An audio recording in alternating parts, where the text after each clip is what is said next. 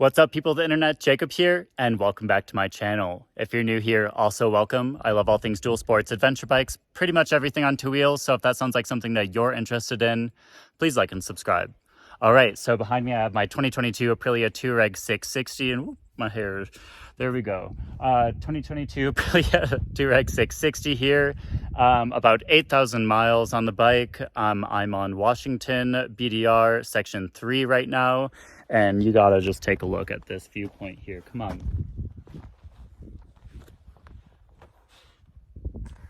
Isn't this the reason that we're all out here? To find views like this, right?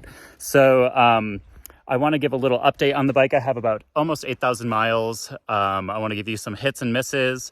If I still recommend the bike, that sounds like something that you're interested in, please stay tuned. All right, so let's start with the things that I love about this bike. First of all, the performance. The performance of this thing, it's only a 660, but you would think that you're on an 800 easily. So, it's not like a street bike where you're going to go, 50 miles an hour in first gear. This thing is geared to go off-road. So it has those short, nice little first, second, third gears to really, the really torquey. You're going to pop over a log. You're going through some gnarly stuff, a little rock garden or whatever. First, second gear, I really never get out of first, second gear when you're off-road. And I love that. You're not in first gear going 45, trying to go up a hill and getting that torque and everything. So love that about this bike. It was definitely, you can tell, geared to go off-road. Now, the second thing that I love, not just, the engine and that performance, but the brakes. Mwah! The fit and finish is also really great on this bike. You'd think this is Honda quality. All the little buttons. When you walk around the bike, just looking at I know it's plastics, but everything is, the fit and finish is really excellent. Now, I've seen a lot of videos where some of the plastics haven't been lined up really well, and that's an easy fix, but I understand where people are coming from because you're buying however much this bike costs, 12 grand or something like that. And the plastics might not be lined up and the gaps are different, but you can also buy like a $70,000 Tesla and they have gap problems. So I don't know. All right, so another thing that I love about this bike is the screen. And now I'm not the biggest electronics user. I really don't care. That's what I really loved about the new Tenere. Super simple, easy to use. So Tenere, yeah, that's awesome. But for just a little bit more money, you get tubeless tires on this thing. I think much more performance, and you get the screen. So I'll show you the buttons here. They're all big with gloves on, very easy to use. And you'll see here, so this is like your daytime running lights. You start up the bike or turn it off with this, and then this is your drive mode. So easily you click this button right here on the fly. You don't have to go through a million things like on an Africa Twin. Look at that. Boom, boom, boom, boom, boom. Like go up it just right there on the fly, and I love that.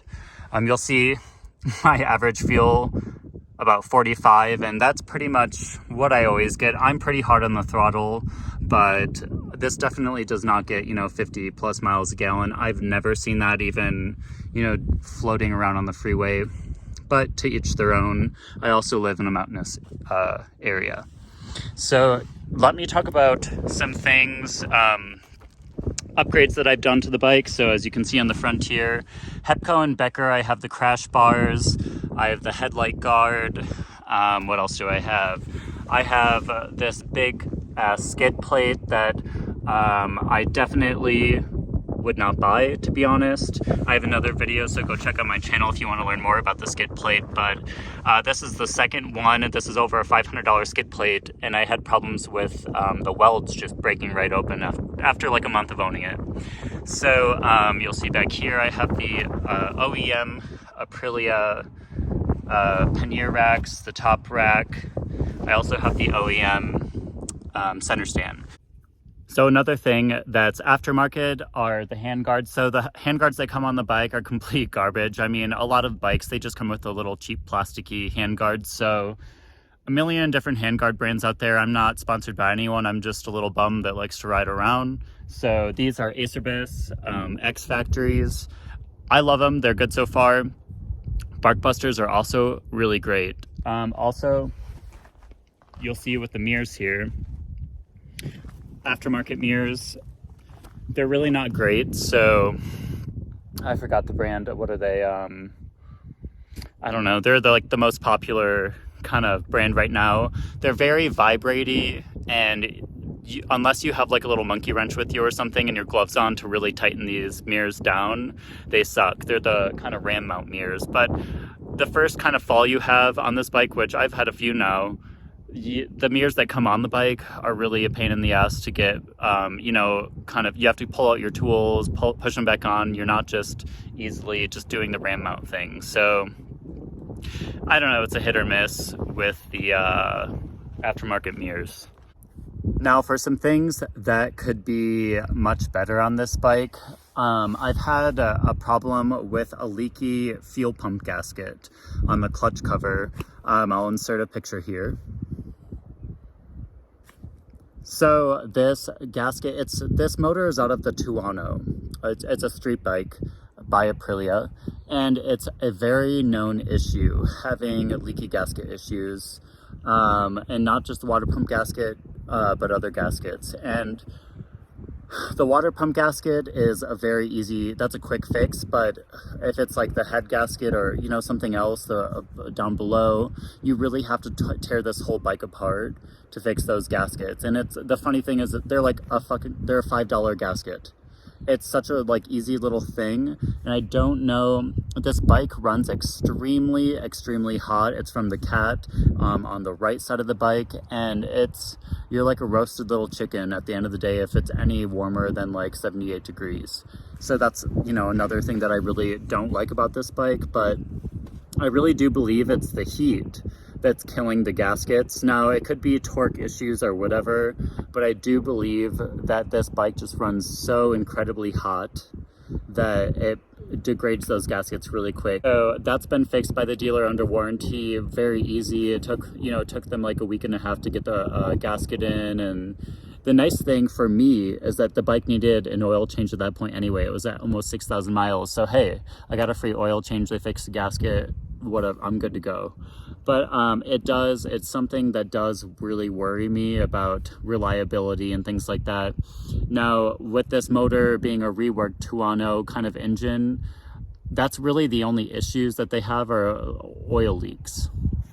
It's kind of like reminding me of an old Jaguar right now, where they're really cool, and everything's great except like the electronics and the engine and oil leaks, right?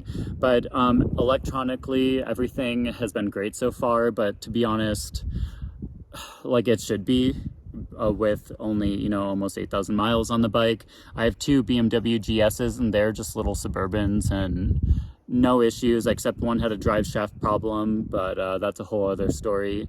So I don't know. I'm looking at this as kind of like a sports car, where it's like probably going to be a big pain in the ass in the future, but right now I'm having a lot of fun with it because it's brand new. So one last little thing that I really, I don't hate it, it's just annoying. There's a fuel mapping issue with this bike, and it's a very known problem now where the bike cuts out. It's very random. I've read so many different little forums and things where they're like, oh, it's only at this RPM or whatever, but I've noticed it's just completely random. So I can be starting off, or maybe I am at like 7,000 RPM or whatever, you get this cut. And it's all to do with the fuel mapping. Aprilia knows. I talked to the dealer about it, and they're thinking, well, right now when I'm making this video, it's August 2022.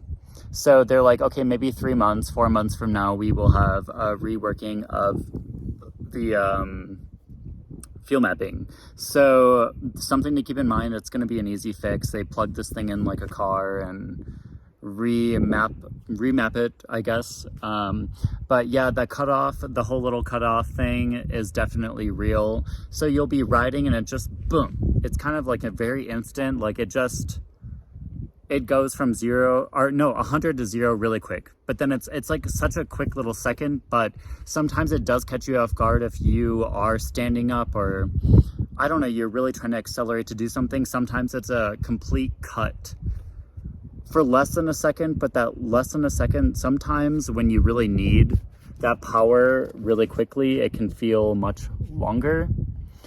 if that makes sense. But I mean, everything comes with experience, and it's like if you're an experienced rider, you're just like, okay, well, okay, like this is not great, but you're not going to crash or anything, and I understand that it will be fixed.